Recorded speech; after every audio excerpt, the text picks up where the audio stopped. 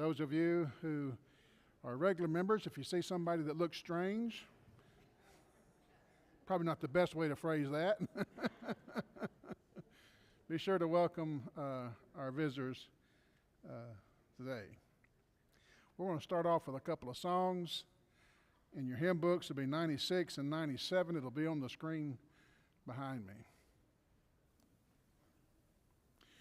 You are beautiful beyond description, too marvelous for words, too wonderful for comprehension, like nothing ever seen or heard. Who can grasp your infinite wisdom? Who can fathom the depth of your love? You are beautiful beyond description, majesty enthroned above. And I stand in awe of you. I stand in awe of you. Holy God, to whom all praise is due, I stand in awe of you.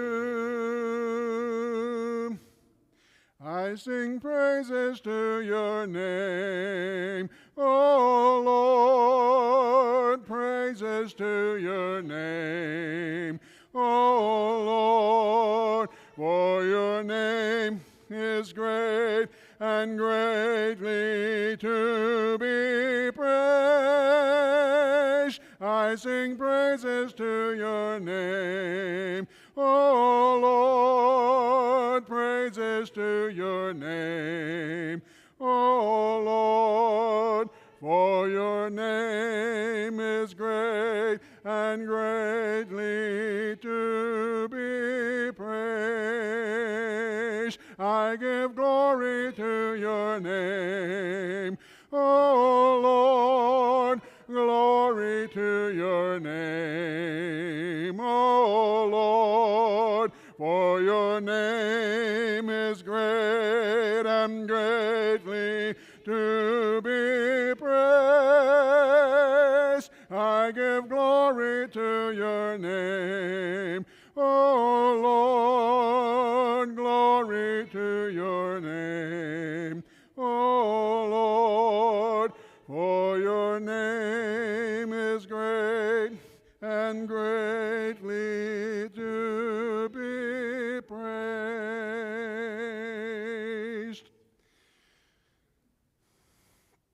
Speaking of names, what do these men have in common? Cushan Ritham, king of Mesopotamia. Jabin, king of Canaan. Nebuchadnezzar, king of Babylon.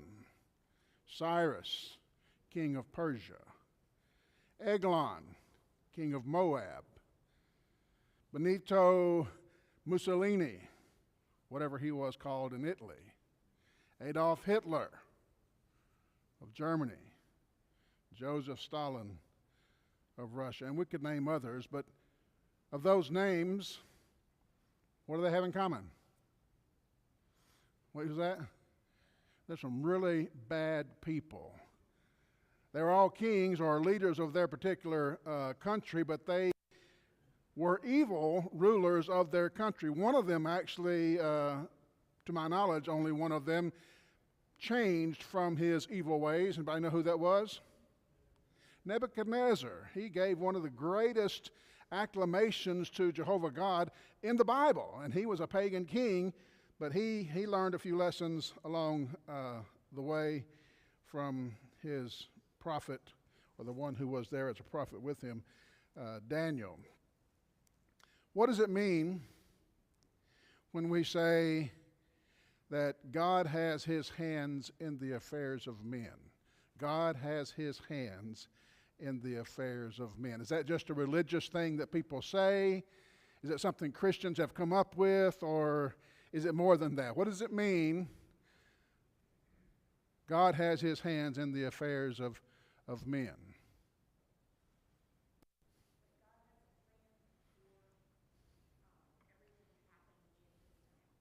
God has a plan for everything that happens in his time.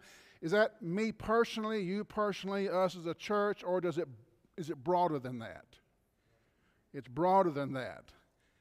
And the specific context in which that statement is made, well, it's made in Daniel chapter 4, verse 32, where it says, the Most High rules in the kingdoms, or in the kingdom of men, and gives it to whomever he chooses. Who's speaking to whom there? Daniel chapter 4. Daniel chapter 1 is they are held captive or made captive. They're told to eat the king's food. They didn't do it. Daniel chapter 2. You might remember that. Daniel chapter 3, fiery furnace. Daniel chapter 4 is the interpretation of Nebuchadnezzar's dream. And so Daniel is speaking to King Nebuchadnezzar, saying the Most High rules in the kingdoms of men. And Daniel, in that dream, or in the interpretation of Nebuchadnezzar's dream, is forecasting what's going to happen over the next several centuries until Christ comes, the kind of kingdoms that will come and go during that time. And he's telling him God is orchestrating that to his hands are involved in the kingdoms of men. It says in Romans chapter 13, before I got there, down there at the bottom, let every person be subject to the governing authorities. What does that mean? Plain, simple language. What does it mean? Let every person be subject to the governing authorities. That means to the good governing authorities, right? Huh? Did you see that list of characters I just listed up there? Mussolini? Stalin? Let every person be subject to the governing authorities. Who wrote that? Paul did, by inspiration of the Holy Spirit. When did Paul write that? More specifically, who was on the throne, so to speak, when Paul wrote that? Nero or Caesar, one of the Caesars, the Caesar that would take Paul's life for preaching the gospel. Paul is saying, let every person be subject to the governing authorities. So maybe Paul wrote this early on in his apostleship, but when it got down to the time of 2 Timothy, when his life is on the line, he's about to be killed, Paul's probably going to change his mind about that, right? Well, there's no record that there was any change in the mind. In fact, when you get over to 1 and 2 Timothy, he's going to say the same thing again, that we have responsibility to be subject to the governing authorities. There is no authority except from God, and those that exist are instituted by God. Therefore, whoever resists these authorities resists what God has appointed, and those who resist will incur judgment. And he goes on to explain why these rulers are given. The rulers are not a terror to good. Some of them become that, but the government institutions in and of themselves are not for terror, they're for good. They keep civilization what? Civil. Now, you get some bad ones every once in a while, but you can't throw out the baby with the bathwater. We have the responsibility, even when there are bad rulers, we have the responsibility to be subject to the governing authorities. And I'll be honest, when it comes to Hitler and Mussolini and Stalin, even Putin today, I find this teaching difficult. It's not easy to swallow. Why, the question comes up, why does God allow such men to come to power? And I can give a very affirmative answer on this. I don't know why God allows such a man to come to being. But I believe somehow, even though I don't understand it, somehow God has a plan. And we need to work with God in his plan. And working with God in his plan, according to Paul, means be subject to the governing authorities.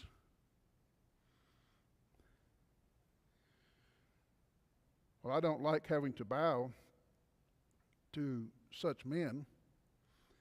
I can see, looking at history, going back as far as Daniel and watching what happens through the next 400 or 500 years, I can see why God brought Rome to power. In the book of Daniel, he tells us Rome is going to come to power. He doesn't name it as Rome, but he tells us that Rome is going to come to power. That's where the time frame in which Jesus will be crucified, and Daniel brings that up too. But I can see why and how God brought Rome to power, and that God's smarter than I am. I don't know that I could have worked it out like that. But had I lived at that time, I don't know that I would be so understanding when I see what Caesar was doing, when I see the things that happened under the rule of Caesar. It's easier to see it in hindsight. And we can, looking at hindsight, we can make certain assumptions about what we think God was doing during that time. But unless he has declared himself in what he's doing today, we can't really speak with absolute authority as to why God's doing this, or why God put him in, or why God allowed this country to do that. It's not as easy. In 100 years, we might look back and say, you know, I see why God did that. But today it's kind of hard. So what does that require? When it's hard for us to understand what God is doing, it's hard for us to put a concrete statement that God is doing this or that. What does it require of us? Faith or trust. I believe that God, his hands are in the affairs of men, and he's going to work this out in a way that's profitable for his kingdom. Will it be profitable for everybody at all times? No. Some people lose their life, like Paul. But his kingdom will flourish because of his plan.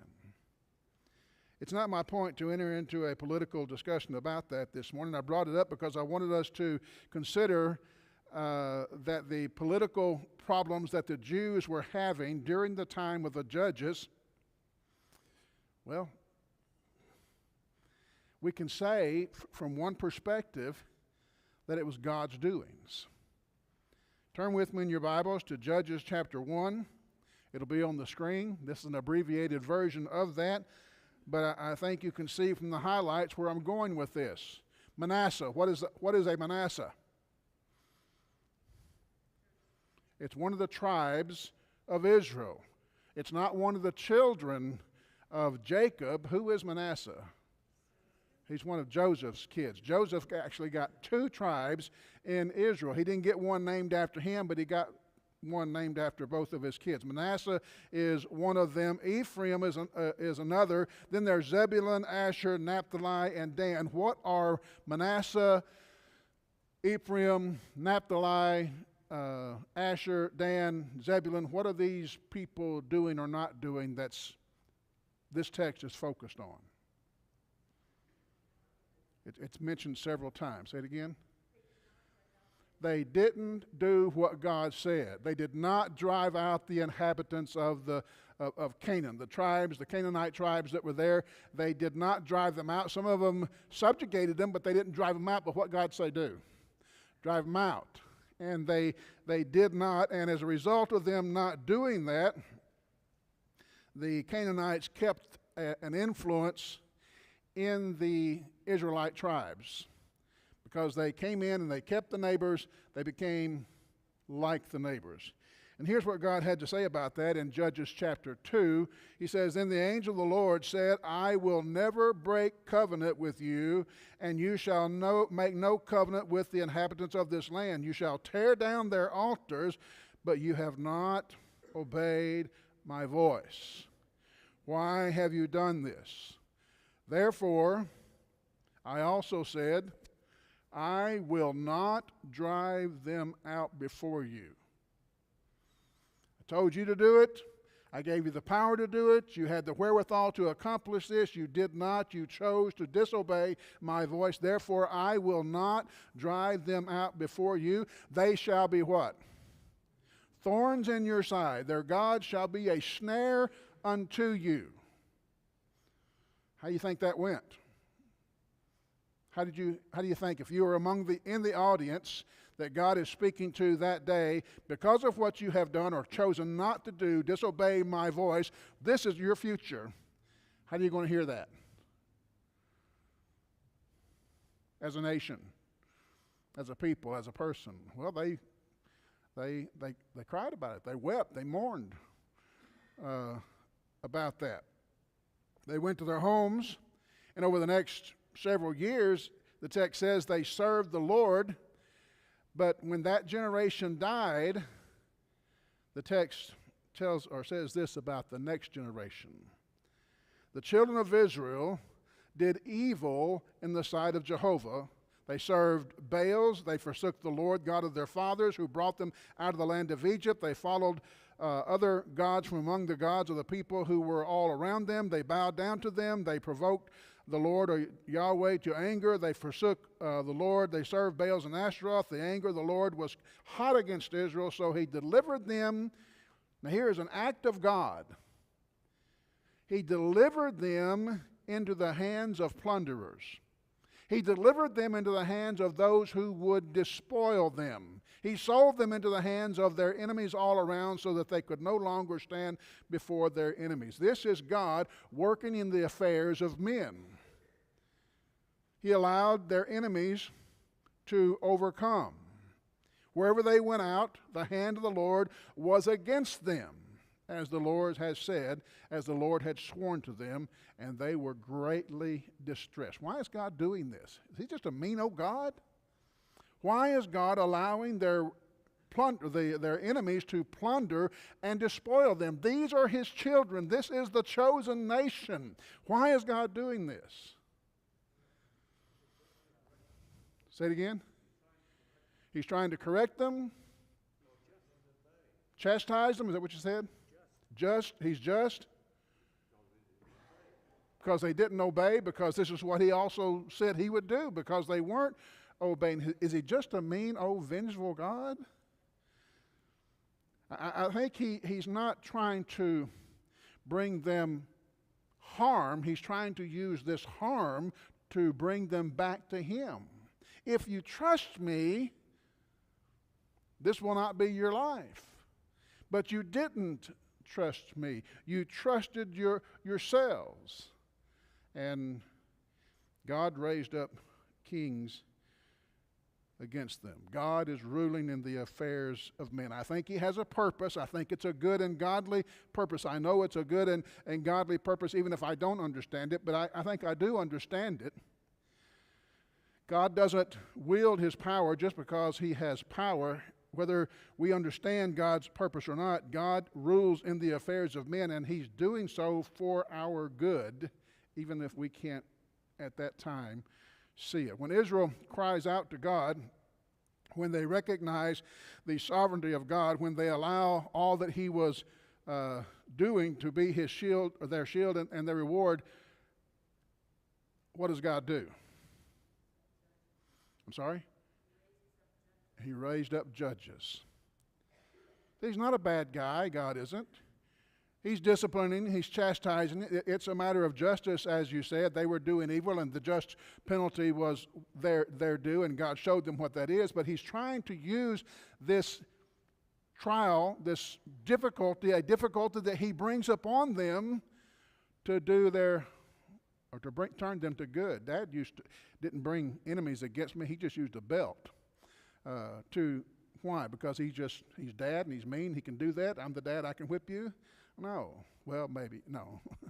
He did that as a means of instruction or correction, because I was going in a not good way. He's trying to bring me back around. That's what God is doing here. In fact, the Hebrew writer says as much about that. David, you had a comment?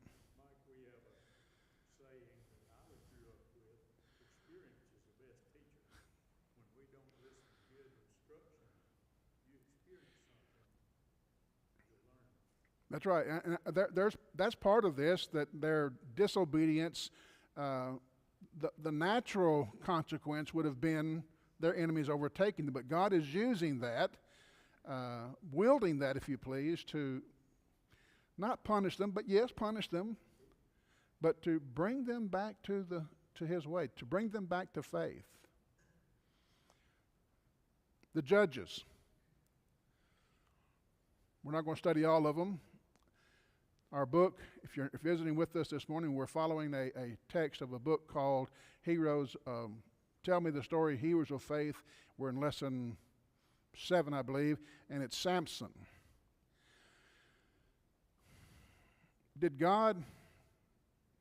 Samson brings to my mind the question, did God force these judges to follow him, to do his bidding?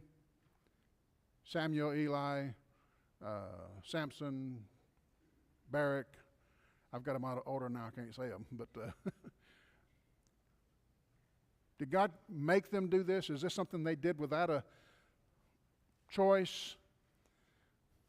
The text will tell us that Samson was chosen by God when? Before he was born.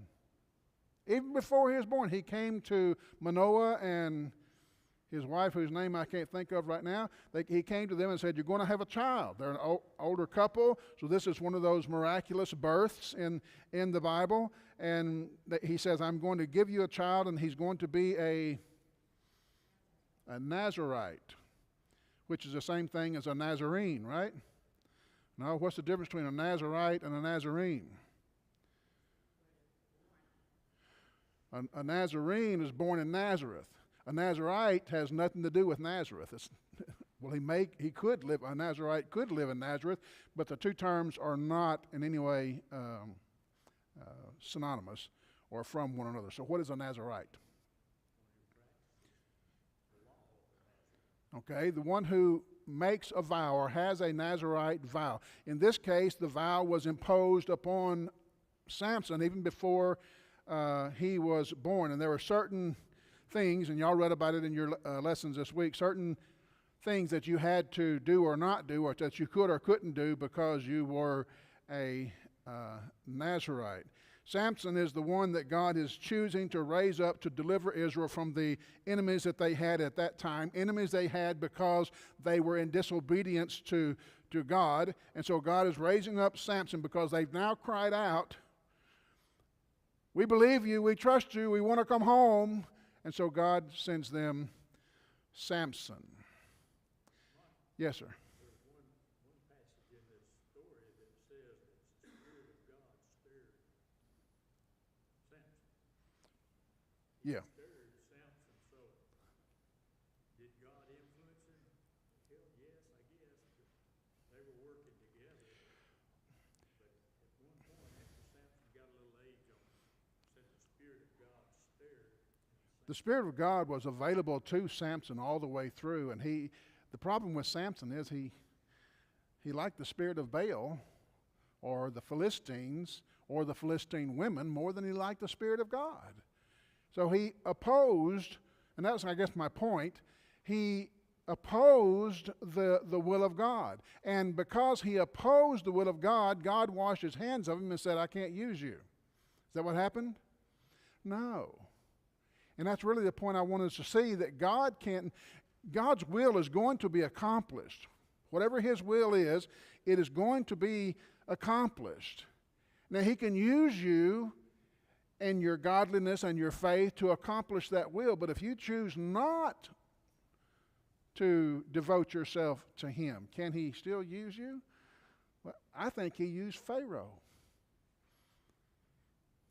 Pharaoh had hardened himself against God, and God used that hardness to accomplish what God was going to do.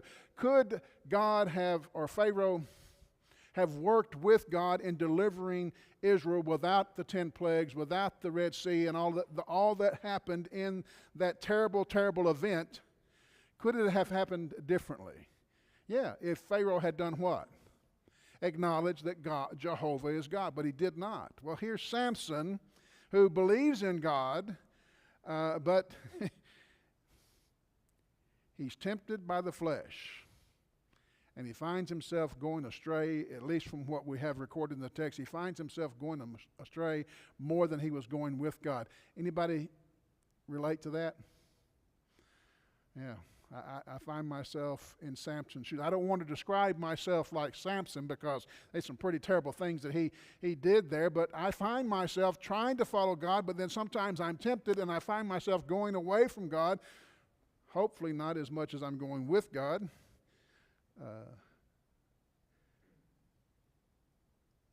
Samson becomes part of the problem rather than the solution. He eventually is used as a solution. He eventually, I think, as David was implying in his older years, his last days, his last moments, he turned himself back to God. But before that, the kind of things that caused Israel to be in subjection to the Philistines, that seems to be the life choice of Samson. He was doing that. And yet God still chose Samson. And I don't think that means or can be interpreted to say that God condones any of what Samson did. But God was determined to deliver his people, and good and godly or evil, he was going to use Samson to accomplish that purpose. Today, more than usual, I want to appeal to our books. And if you're visiting with us, I'm sorry we don't have copies left of that. Probably most of us don't have them with us anyway. But you've probably read them through the week, and I want us to look at day 3 of our studies. In our studies, it has day 1, day 2, day 3, and day 4. And on day 3, page 72 and 73, we have this reading. I'll put it on the screen for you if you're visiting. Samson is a picture of strength. In today's world, he would grace the covers of magazines, his hair, long hair blowing in the wind, shirt pulled up to reveal rippling abs that would be the envy of any bodybuilder. I think he was talking about me when he said that, but his arms would bulge and chest would bulge with power. But open the covers of the magazine and the article will tell you more. Samson's strength is not the product of long hours of working out in the gym. Weights and exercise have not made him the man that he is. His strength flows from a different place. And the author says, as we watch how God uses Samson, we learn lessons about how God wants to use each of us. The power that flows from God to Samson is the same power that will infuse us to seek his face and to do his will. And the author asked us to read in Judges chapter 15, where it says, when he, that's Samson, came to Lehi, the Philistines came shouting against him. The Spirit of the Lord came mightily upon him, and the ropes that were on his arms became like flax that is burned with fire, and his bonds broke loose from his hands. He found a fresh jawbone of a donkey, reached out his hand and took it, and killed 1,000 men with it. Then Samson said, with the jawbone of a donkey, heaps upon heaps, with the jawbone of a donkey, I have slain 1,000 men. And it was so, when he had finished speaking, that he threw the jawbone from his hand and called the place Ramoth Lehi. In other words, the place of throwing, where he threw the jawbone. Then he became very thirsty. Do I have that up there? Then he became very thirsty, so he cried out to the Lord and said, you have given me this great deliverance by the hand of your servant, and now shall I die of thirst and fall into the hands of the uncircumcised? So God split the hollow place that is in Lehi, and water came out, and he drank, and his spirit returned, and he revived. Therefore he called its name En Hakor, which means the well of the one who cried. Or the well of the one who called out. What do you get from that text? We'll talk about it, but what do you get from that text? David said that the text talks about how the Spirit of the Lord came upon Samson more than once. This is one occasion, but the Spirit of the Lord came upon him, and he did this. So it's God. Samson kills the 1,000 Philistines, but by whose charge? By whose authority or imploring power, strength? Yeah, it'd be God. So this is God's doing. We look at Samson and say, whoa, look what he did. It's look what God did. Who are the opposing people to the Israelites at this time? The Philistines. God raised up Samuel to be a judge against the Philistines, to be the one who would administer judgment against the Philistines. I don't know what all the judges did. We find various, in the different judges, them doing different things, but all of them led Israel in opposition to the enemies that were opposing them, and they judged the enemies. Samson was judging the enemies by the power of God. 1,000 men died that day because, well, God wanted them dead because of what they were doing to the Israelites. He says there in verse 16, with the jawbone of a donkey, heaps upon heaps, with the jawbone of a donkey I have slain 1,000 men. This is a poem, a saying. It's written in Hebrew poetic style. And if you read the Psalms, you'll find it quite often. It's also in the Proverbs, where the author or person speaking will say something, and then he will repeat that thing in a different way. So he's saying in this poem, this song, with the jawbone of a donkey, heaps upon heaps, with the jawbone of a donkey, I've slain 1,000 men. It's two phrases saying the same thing, which is God or Samson killed these 1,000 men. Jawbone of a donkey. Why? Why does that appear here in the text? Why did Samson use a jawbone of a donkey? Why did God use Samson with a jawbone of a donkey to kill 1,000 men?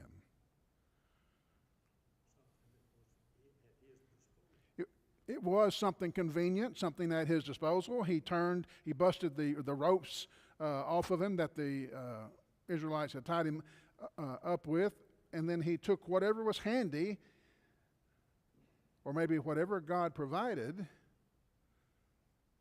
to do this destruction against the 1,000. One author said, the weakest and most contemptible instruments may become mighty through God to the destruction of the most powerful foes. I think that's an interesting comment. Here's one man with a jawbone of a donkey, and he's facing who?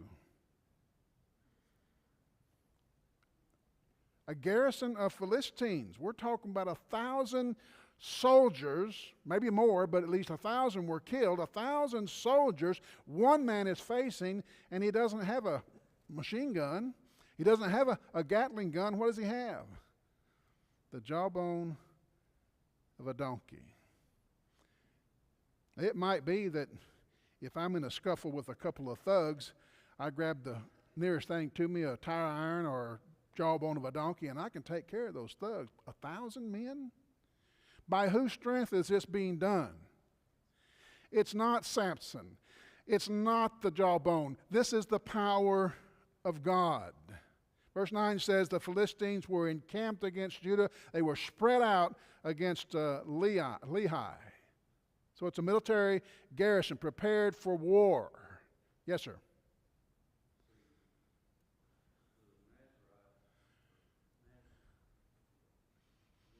The Nazarite. That's right. I never thought about that. That's a good point. I know with the lion, he did that. When he tore the lion open, he touched the carcass, the dead carcass. That one of the, Clayton was saying, one of the rules of a Nazarite is that you're not supposed to touch anything dead, have nothing to do with the dead body.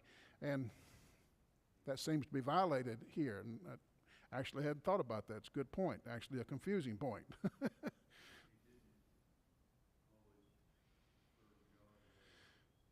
Yeah, he didn't serve God like God wanted him to.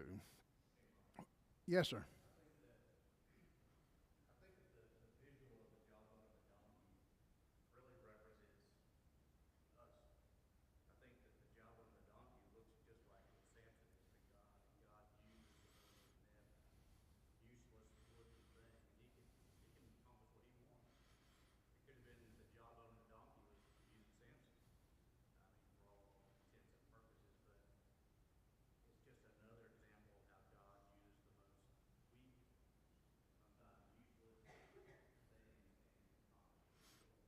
And that's how I looked at it. And I wanted to make that application that God will sometimes use us in the most bizarre ways, what we would consider bizarre ways.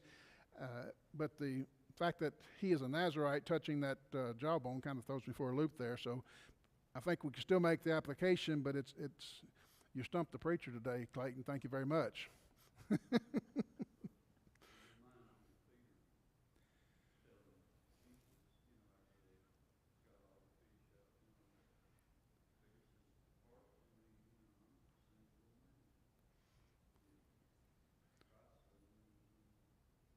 You can still use him. God can still use him. That's right.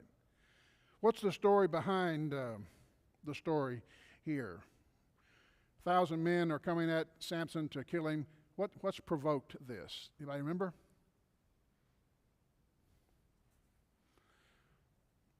They had spread themselves out against Judah, or they came against Judah and camped there, which is the tribe, but they had specifically targeted Lehi, which is the place where Samson, I guess, was hiding out or residing. And what did the people of Judah do, the men of that city do? 3,000 of them. What did they do? They went to arrest Samson. Instead of taking up for Samson, there's 3,000 of them. There's 1,000 of the enemy, at least 1,000 anyway. But they didn't take up for them, for Samson. Rather, they went to arrest Samson. You might recall that Samson had rebelled against his parents and God when, as a younger man, or I don't know how far back it was, he married a Philistine woman. At that wedding, he threw out a challenge to the people in the court, a bet in the form of a riddle. What was that about? Anybody remember? About that lion that he killed. He made up a thing out of that. The Philistines couldn't solve it because they didn't know about the lion and the honey, so they pressed upon Samson's wife to do what? You go into Samson, and here we see one of Samson's weakness, and it happens again with Delilah, but we see one of his weaknesses here. She connived it out of him, and he lost the bet. He got mad, and he paid the bet how? He went into town and killed 30 Philistines. The bet was, if I win, I give you 30 garments and 30 garments of fine linen. If you win, then you give, no, vice versa. If you win, I give you that, and if I win, you give me that. And he lost the bet because of his wife, so what did he do? Well, he went and got 30 changes of garments to pay the bet. But who gave the 30 changes of garments? 30 Philistines. Not give it to them, but they died in that. I'm not done with my story. You can't do that yet. Sometime later at the harvest, Samson came to retrieve his wife, but she had been given to another. He gets mad about that and says, I'm going to avenge myself. What does he do? Pretty big feat, if you ask me.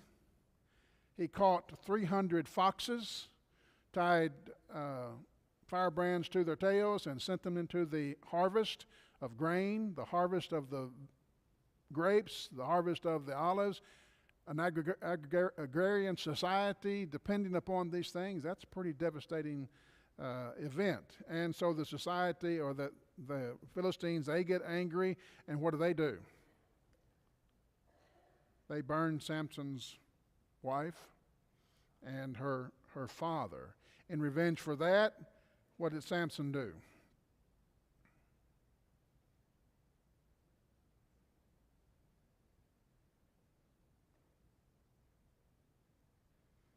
Nobody knows?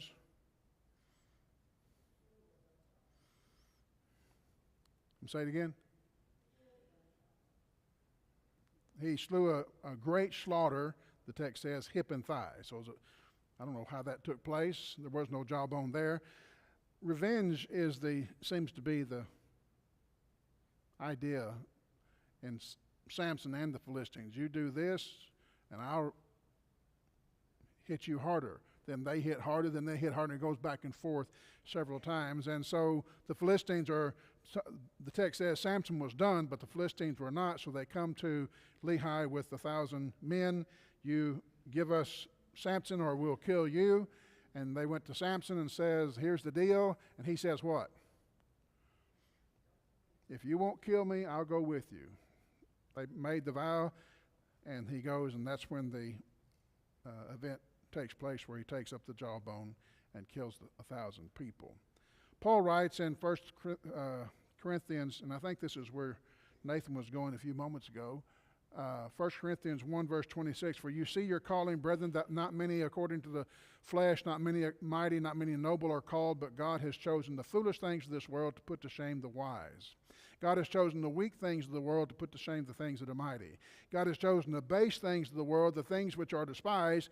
God has chosen them to bring to nothing those things that are, that no flesh should glory in his presence. I see some of that going on in Samson's life. The choosing of Samson, the choosing of the jawbone.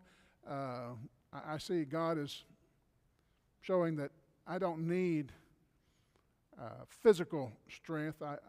There's the power of God. And I know they're ringing the bell, and so I'm going to have to skip through, and because we've made a vow this quarter, that we're not going to go back and do the lesson again.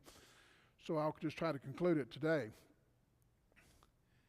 Is there a jawbone in our lives that God has made available to us to do the things that God has called us to do?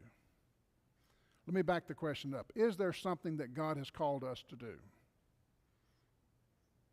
Collectively, we have the Great Commission. Individually, we have the Great Commission too. But let's talk about you and me as individuals. Has God put a calling on my life? Has God put a calling on your life? And this is involving the Christian calling, the calling to be a Christian. But beyond that, or as a part of that, what has God called you to do? God has called you to be a grandmother. You have 2 grandchildren. Maybe there's a jawbone in your life that God has made available to you to help you accomplish that task by the power of God. God has called you to be retired. That's a good, comfortable position, but God is not wanting you to use your retirement just to sit around and be nothing, right? He's called you to do something in your retirement, and He's provided you that jawbone whereby you can accomplish that. All of us have a calling, whether it's our work, our family. I can't name all the things that God can call us to do or to be, but He provides us the means to accomplish that calling. Yes? I'm with you always. So what do we need to be doing in respect to that? I'm sorry? Say it one more time, you. Listening to God. Looking for the jawbone that He's provided. It won't always be easy. The task that is before us is not always easy, but there is ability to do it given to you by God, and the instrumentality to do it given to you by God. Now, I had 15 pages of notes here that I wanted to use to help us understand that. I spent too much time on the story, but that's where I wanted to go. It's not your strength by which we can accomplish what God wants us to do, but God can use your strength and any jawbone of a donkey to help us accomplish that. The jawbone of the donkey that's all of us have. The power of God unto salvation is what? The gospel. There's our jawbone. Do you trust it? Do you believe it? Do you trust it when it's things that you want to do, but when it's not the things that you want to do, the turning of the cheek type thing, do we put the jawbone aside? We have to decide if we're committed to following God or not. Samson had a hard time coming to that decision. He came, but he had a hard time coming to that decision. Look for the jawbones that God has provided for you. Use them for God's glory, not yours. Thank you for your attention this morning.